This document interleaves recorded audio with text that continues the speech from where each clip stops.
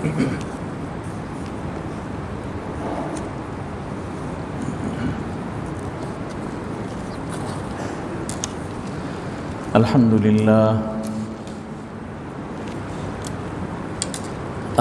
لله وكفى وسلام على عباده الذين اصطفى لا سيما على سيد الرسل وخاتم الأنبياء وعلى آله وصحبه نجوم الهدى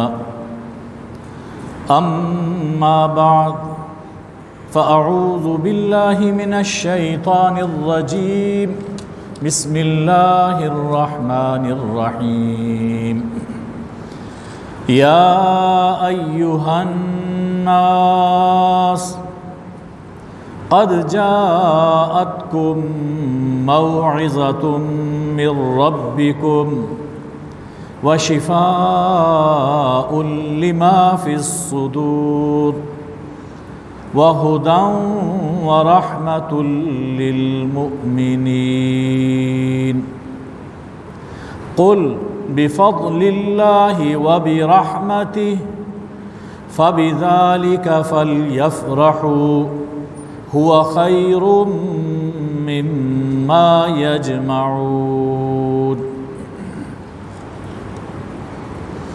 صدق اللہ مولانا العظیم۔ حاضرین گرامی قدر، ماہ رمضان کی آمد ہے۔ ماہ رمضان جہاں ماہ صیام ہے وہاں ماہ قرآن بھی ہے، بلکہ اللہ جل شانہ نے قرآن مجید میں رمضان کا تعارف قرآن کے حوالے سے کروایا۔ شہر رمضان الذی انزل فیہ القرآن، رمضان کا مہینہ، وہ مہینہ جس میں قرآن نازل کیا گیا۔ تو قرآن رمضان کی ایک امتیازی شان ہے۔ اس مناسبت سے آج قرآن مجید ہی سے قرآن کی عظمت سمجھنے کی کوشش کرتے ہیں۔ سورہ یونس علیہ السلام کی آیت نمبر 57-58 تلاوت کی گئی۔ فرمایا، لوگو قد جاءتکم موعظۃ من ربکم، تمہارے پاس تمہارے رب کی طرف سے موعظت، نصیحت آ چکی ہے۔ قرآن ایک نصیحت ہے، ایک واعظ ہے۔ ہم سنتے ہیں فلاں واعظ بہت اچھا، فلاں واعظ بہت اچھا۔ قرآن سے بڑا واعظ کوئی نہیں، قرآن سے بہتر واعظ کوئی نہیں۔ تو فرمایا تمہارے رب کی جانب سے تمہارے پاس نصیحت آ چکی ہے۔ نصیحت، خیر خواہی۔ سب سے بڑا خیر خواہ وہی ہوتا ہے انسان کا جو انسان کو اچھائی اور برائی سے آگاہ کرے، انسان کو کامیابی کی راہ پہ چلائے۔ تو قرآن ایسی نصیحت ہے، قرآن ہمارا ایسا خیر خواہ ہے جو ہمیں بتاتا ہے یہ کام تمہیں ہلاکت کے گڑھے میں گرائے گا، اور یہ کام کرو گے تو تم جنت میں جاؤ گے۔ سب سے پہلی شان قرآن کی یہ نصیحت ہے۔ دوسری بات فرمائی کہ وَشِفَاءٌ لِمَا فِي الصُّدُورِ، اور قرآن شفا ہے۔ قرآن شفا ہے ان روگوں کی جو انسان کے دلوں میں پلتے ہیں، وہ بیماریاں جو انسان کے دلوں میں پیدا ہو جاتی ہیں، قرآن ان سے شفا دیتا ہے۔ دل کی ایک حیثیت تو یہ ہے کہ وہ ایک گوشت کا ایک لوتھڑا ہے۔ اس لوتھڑے کی بیماریاں ظاہر ہے کہ وہ تو سرجری سے ہیں، لیکن کچھ بیماریاں وہ ہیں جو انسان کے دل و دماغ میں پنپتی رہتی ہیں، اخلاقی بیماریاں، کبر، حسد، بغض، کینہ، غصہ، عجب، اور کتنی ہی ایسی اخلاقی برائیاں ہیں جو انسان کے دل میں پائی جاتی ہیں اور انسان کو کتنے ہی خیر کے کاموں سے روک لیتی ہیں۔ تو قرآن فرمایا کہ یہ قرآن ان تمام بیماریوں کے لیے شفا بن کر آیا ہے۔ تیسری چیز فرمائی وہ ہدیٰ،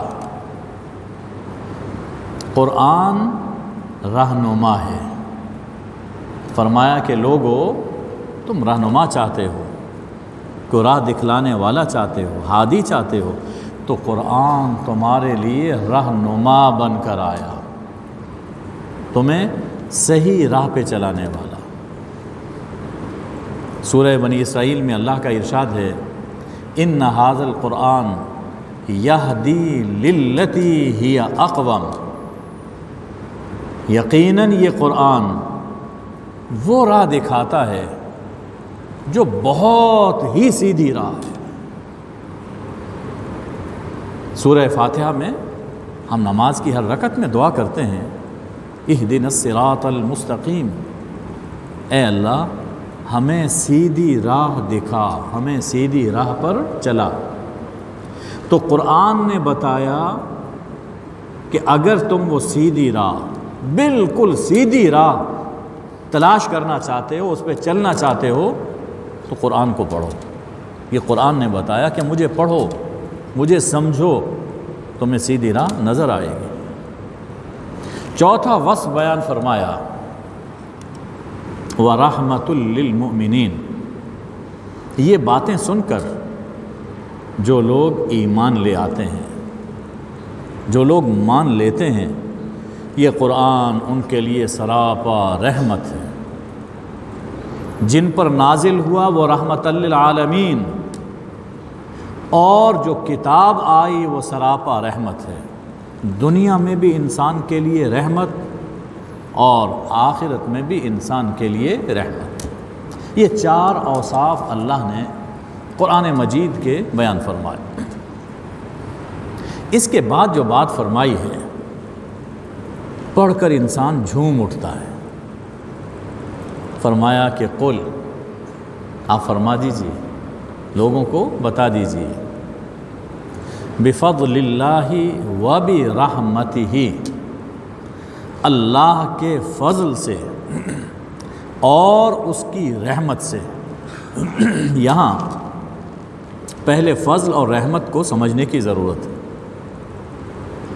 ایک مفسر ہیں حضرت مجاہد، حضرت ابن عباس رضی اللہ تعالی عنہ کی شاگرد، وہ فرماتے ہیں کہ اللہ کا فضل ایمان ہے، کہ اللہ نے ایمان دیا، یہ اللہ کا فضل ہے، اور اللہ کی رحمت قرآن ہے، کہ اللہ نے ہمیں قرآن دیا۔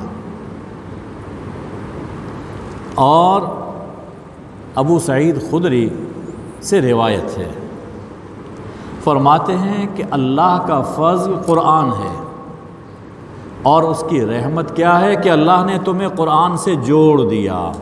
یہ اللہ کی رحمت، اللہ نے تمہیں اہل قرآن بنا دیا، قرآن کی عظمت تمہارے دلوں میں پیدا کر دی، قرآن کی محبت دلوں میں پیدا کر دی، یہ اللہ کی رحمت ہے۔ تو فرمایا کہ آپ لوگوں کو بتا دیجئے کہ اللہ کے فضل پر اور اس کی رحمت پر لوگوں کو خوشیاں منانی چاہیے، خوشیاں منانی چاہیے۔ فَبِذَلِكَ فَلْيَفْرَحُوا، سو اسی پر اللہ کے فضل اور اللہ کی رحمت پر، اسی پر لوگوں کو خوشیاں منانی چاہیے۔ یعنی اگر دنیا میں کوئی چیز ایسی ہے کہ جس پر انسان خوشی منائے، تو سب سے بڑی وہ نعمت قرآن مجید کی نعمت۔ کسی دولت پر اگر انسان خوش ہونا چاہے تو اس کائنات کی سب سے بڑی دولت قرآن پاک ہے۔ اس لیے فرمایا کہ ہوا خیر مما یجمعون، اہل دنیا جتنی دنیا سمیٹتے ہیں، دنیا کی جو جو چیزیں جمع کرتے ہیں، دولت ہے، منصب ہے، عہدے ہیں، کوٹھیاں ہیں، کاریں، بنگلے، اور طرح طرح کے سماج کے اندر جو جو عزتیں، شہرتیں اکٹھی کرتے ہیں، فرمایا قرآن ان سب سے ہوا خیر، قرآن ان سب چیزوں سے بہتر ہے۔ جس کے پاس قرآن کی دولت ہے، اس کے پاس اس دنیا کی، آخرت کی سب سے بڑی دولت اس شخص کے پاس ہے۔ باقی ساری دولتیں قرآن مجید کے مقابلے میں ہیچ ہے۔ تو فرمایا کہ اگر تم کسی چیز پر خوشی مناؤ، تمہارے لیے کوئی خوشی کا دن ہو، وہ دن ہونا چاہیے کہ جب تم نے قرآن کی کوئی صورت پڑھی، اس کو سمجھا، اس پہ عمل کر لیا۔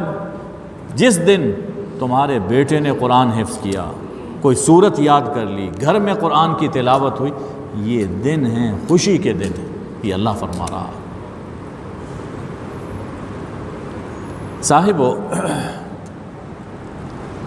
قرآن کی دولت دنیا کی سب دولتوں سے قیمتی ہے۔ اس کا بھی ذکر اللہ نے قرآن پاک میں فرما دیا کہ کتنی قیمتی ہے۔ سورہ الزخرف ہمارے سامنے ہے، آیت نمبر 31 سے 35 تک گھر میں بیٹھیے، پڑھیے۔ مشرکین نے حضور اکرم صلی اللہ علیہ وآلہ وسلم کے بارے میں کہا، لولا نزل ھذا القرآن علی رجل من القریتین عظیم، یہ قرآن مکہ اور طائف کہ کسی بڑے آدمی پر کیوں نہیں نازل ہوا؟ کیا محمد صلی اللہ علیہ وآلہ وسلم ہی رہ گئے تھے اس قرآن کے لیے؟ اگر یہ قرآن، یہ وحی، یہ نبوت کوئی بڑے شرف کی بات ہے تو مکہ میں کیا کم اشراف ہیں، کم چودھری اور سردار ہیں؟ طائف بھرا ہوا ہے ان چودھریوں اور سرداروں سے۔ تو ان میں سے کسی پہ نازل ہونا چاہیے تھا، کسی بڑے آدمی پر۔ رجل عظیم قرآن نے لفظ استعمال، بڑا آدمی، یعنی بڑا آدمی ان کی نظر میں بھی وہی تھا جو آج لوگوں کی نظر میں ہے، کہ جس کے پاس کرسی ہے، دولت ہے، کوئی منصب ہے، وہ بڑا آدمی ہے۔ تو انہوں نے کہا کہ یہ قرآن محمد صلی اللہ علیہ وآلہ وسلم پر کیوں نازل ہوا، کسی بڑے آدمی پر کیوں نہیں نازل ہوا؟ اب دیکھیے اللہ اس کے جواب میں کیا فرماتا ہے، اہم یقسمون رحمت ربک، قرآن تو رحمت ہے، ابھی آپ نے سنا رحمت للمؤمنین، قرآن تو ایک رحمت ہے اللہ کی، تو کیا تیرے رب کی رحمت کو یہ تقسیم کر رہے ہیں؟ یہ ہم جانتے ہیں کہ اس رحمت کے لیے محمد کریم صلی اللہ علیہ وآلہ وسلم کا دل ہی موضوع ہے، ابو جہل اور ابو لہب کا دل اس کے لیے موضوع ہی نہیں ہے، یہ ہم جانتے ہیں۔ اللہ یعلم حیث یجعل رسالتہ، اللہ جانتا ہے کہ اپنی رسالت کا نور کس دل کے اندر ودیعت فرمائے، یہ اللہ جانتا ہے۔ تو کیا یہ لوگ تیرے رب کی رحمت کو تقسیم کر رہے ہیں؟ قرآن تو بڑی چیز ہے، یہ دیکھو دنیا کی دولت جس پر تم ریجھ جاتے ہو، نحن قسمنا بینہم معیشتہم فی الحیات الدنیا، یہ دنیاوی زندگی میں ان کی روزی، ان کی معیشت، وہ بھی ہم ہی تقسیم کرتے ہیں۔ رب کی رحمت، نبوت تو بڑی بات ہے، یہ جس روزی کے لیے یہ لوگ مارے پھرتے ہیں معیشت کے لیے، وہ بھی تو ہم ہی تقسیم کرتے ہیں۔ کسی شخص کو اس کی مرضی کے مطابق نہیں ملتی، کوشش سبھی کرتے ہیں لیکن کسی کو کم ملتی ہے، کسی کو زیادہ ملتی ہے۔ وَرَفَعْنَا بَعْضَهُمْ فَوْقَ بَعْضٍ دَرَجَاتٍ، کسی کو کم، کسی کو زیادہ۔ کیوں؟ ایک مصلحت ہے، لیتخذ بعضهم بعضا سخریا، تاکہ لوگ ایک دوسرے کا کام کریں اور نظام زندگی چلتا رہے۔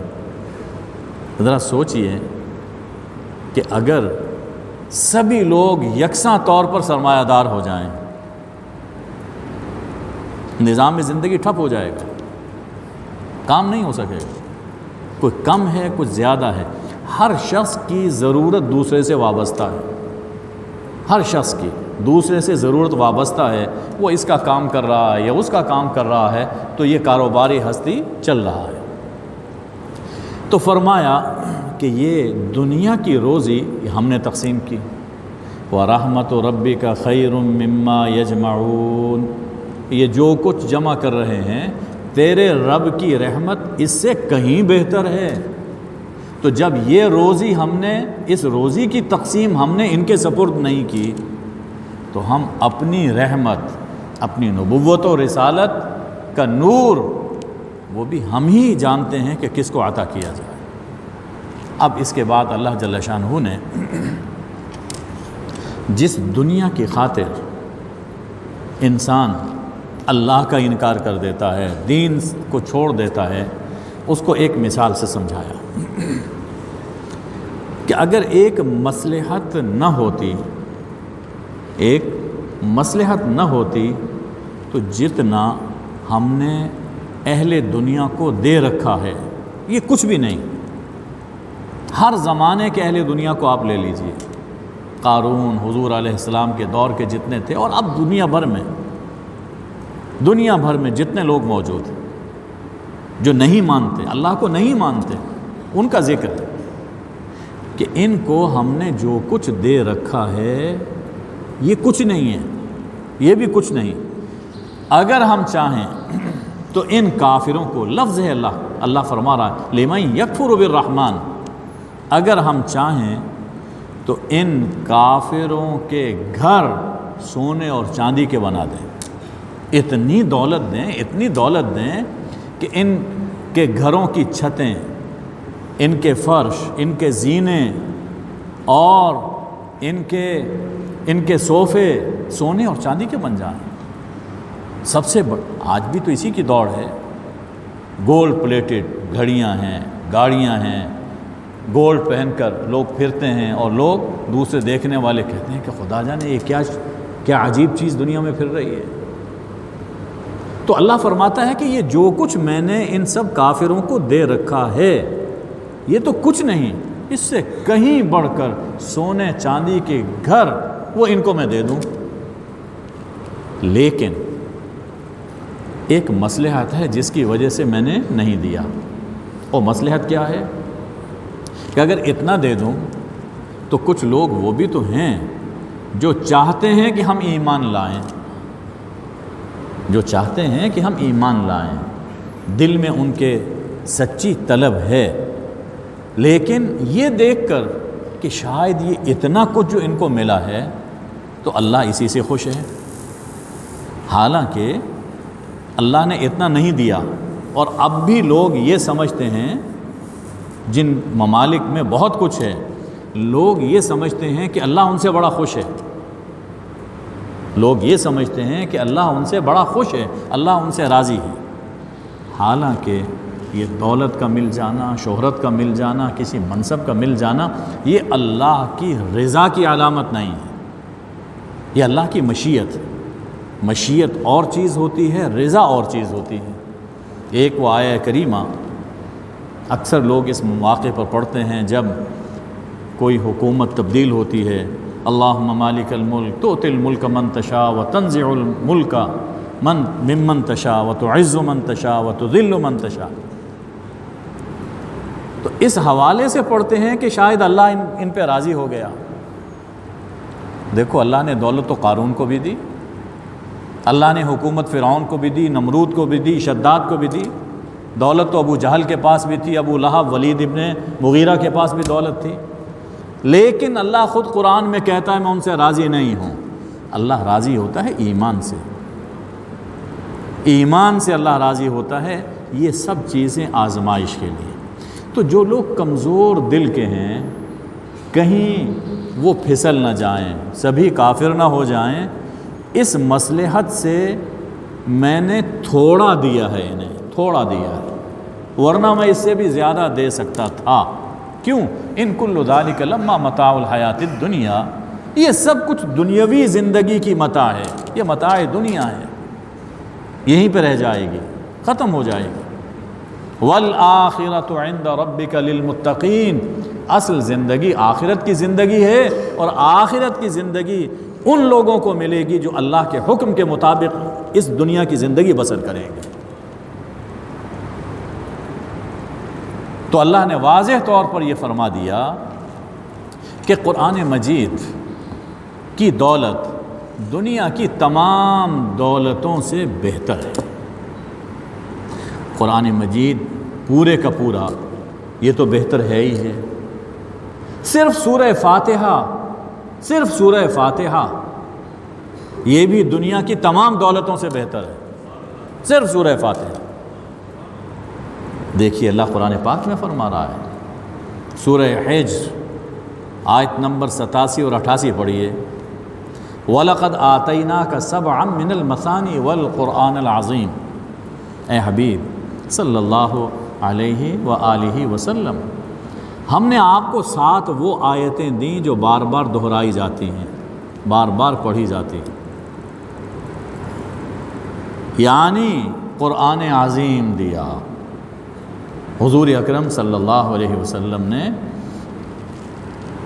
خود فرمایا کہ اس میں قرآن عظیم اللہ نے سورہ فاتحہ کو قرار دیا ہے۔ سورہ فاتحہ پورے قرآن کا لب لباب ہے، پورے قرآن کا۔ تو قرآن عظیم فرمایا کہ یہ جو کچھ باتیں کر رہے ہیں ان سے آپ رنجیدہ نہ ہوں، اور ان کی دولتوں سے کسی کو مرعوب ہونے کی ضرورت نہیں ہے۔ ہم نے آپ کو سورہ فاتحہ دی ہے، ہم نے آپ کو سورہ، ذرا غور کیجئے، آج اگر کہیں یہ کمپیریزن ہو رہا ہو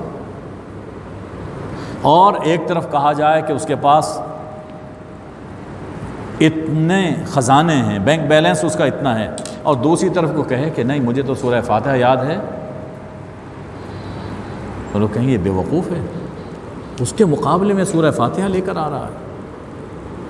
اب دیکھیے اللہ کیا فرماتا ہے، لا تمدن عینیک الی ما متعنا بہ ازواجا منہم، اے حبیب ہم نے جو آپ کو سورہ فاتحہ دی ہے، اس دولت کے ملنے کے بعد دنیا بھر میں مختلف طرح کے لوگوں کو ہم نے جو دولتیں دے رکھی ہیں ان کی طرف کبھی نظر اٹھا کر بھی نہ دیکھی ہے۔ یہ اتنی بڑی دولت کبھی نظر بھر کے نہ دیکھی ہے۔ آپ اندازہ نہیں کر سکتے کہ قرآن کا حافظ، قرآن کا قاری، قرآن کا عالم، قرآن کا عامل وہ کتنا بڑا دولت مند ہے، آپ اندازہ نہیں کر سکتے۔ ابھی وقت نہیں ہے، کسی موقع پہ بیان کروں گا انشاءاللہ۔ قرآن کے ایک ایک حرف پر کتنی نیکیاں ملتی ہیں، کتنا اجر و ثواب ملتا ہے، یہ باتیں نہیں ہیں۔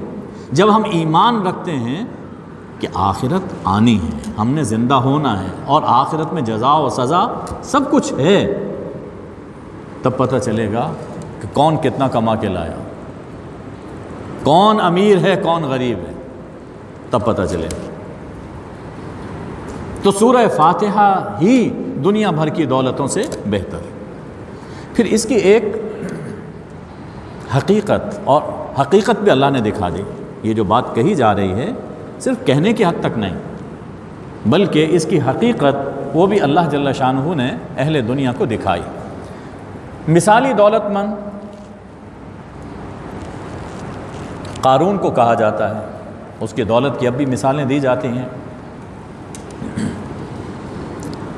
اور یہ ہم جانتے ہیں کہ اس کے خزانے کتنے تھے۔ قرآن نے اہتمام سے ذکر کیا کہ اس کی خزانوں کی کنجیاں سنبھالتے ہوئے لوگ، طاقتور لوگ، وہ تھک جاتے تھے۔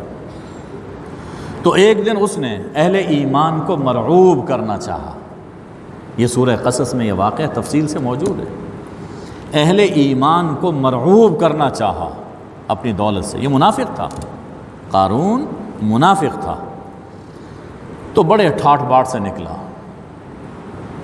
آج کل کے دور میں یعنی وہ جو بڑی گاڑیاں ہوتی ہیں، لمبی گاڑیاں،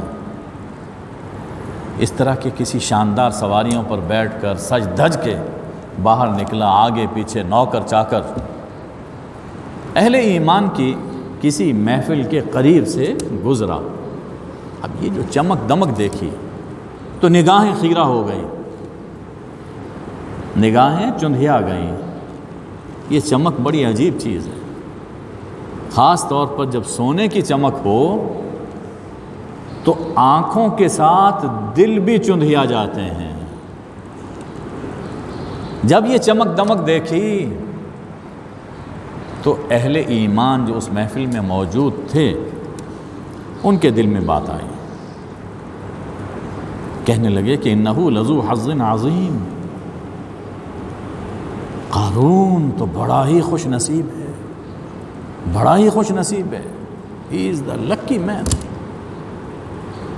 یہ دیکھیے وہی سٹینڈرڈ ہے کسی کی قسمت خوش قسمتی کو پرکھنے کا جو آج بھی ہے، آج کا نہیں ہے۔ حضرت موسیٰ علیہ السلام کے زمانے سے یہ چلا آ رہا، جس کا قرآن نے ذکر کیا کہ بڑا ہی خوش قسمت ہے یہ۔ لیکن اسی محفل میں وقال الذین اوتوا العلم، جو اہل علم تھے انہوں نے کہا، وہ بات نقل کرنے سے پہلے یہ سمجھیے کہ یہ بات اہل علم نے کہی، اور جو بات کہی جائے گی یہی اگر سوچ ہے کسی میں تو وہ اہل علم ہیں۔ اہل علم وہ ہیں کہ جن کی یہ سوچ ہو، اور جن کی یہ سوچ نہ ہو وہ اہل علم نہیں ہیں، چاہے وہ علماء ہی کہلاتے ہوں۔ تو جو ان میں اہل علم تھے انہوں نے کہا ویلکم، نالائقو او کمبختو، ثواب اللہ خیر لمن آمن وعمل صالحا، تم ایمان لائے، تم نے نیک عمل کیے، اس پر اللہ جو تمہیں اجر و ثواب عطا فرماتا ہے وہ قارون کی اس دولت سے کہیں بہتر ہے۔ یہ بات کس نے کہی؟ اہل علم نے، اور جو اس پختہ سوچ کے مالک ہوں وہی دراصل اہل علم ہے۔ لیکن ولا یلقاها الا الصابرون،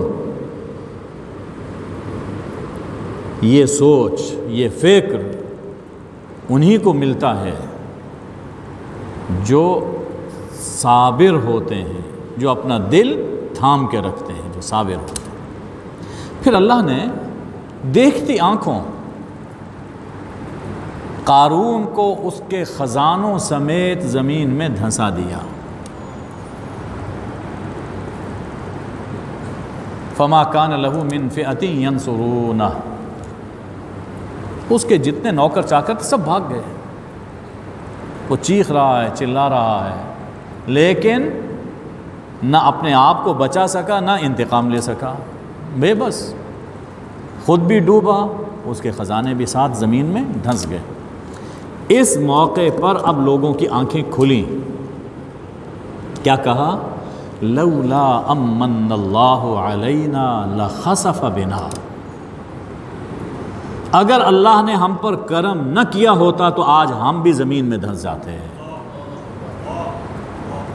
یہ ایمان ہے جو بچاتا ہے، قارون کا خزانہ انسان کو نہیں بچا سکتا، یہ ایمان بچاتا ہے۔ قارونی دولت قرآن کی دولت سے کم تر ہے، قارونی دولت قرآن کے مقابلے میں کچھ نہیں، اور قارونی دولت ہی کیا، سلیمانی دولت بھی اس کے مقابلے میں ہیچ ہے۔ سلیمان علیہ السلام تو پیغمبر ہیں نا، جو ان کے پاس نبوت، رسالت، وہ مقام اپنی جگہ پر ہے، لیکن ایک دنیا کا ساز و سامان بھی ان کے پاس ہے۔ خود حضرت سلیمان یہ بات فرماتے ہیں۔ صاحب روح المعانی علامہ آلوسی رحمہ اللہ تعالی اپنی تفسیر میں ایک واقعہ نقل فرماتے ہیں، سورہ نمل میں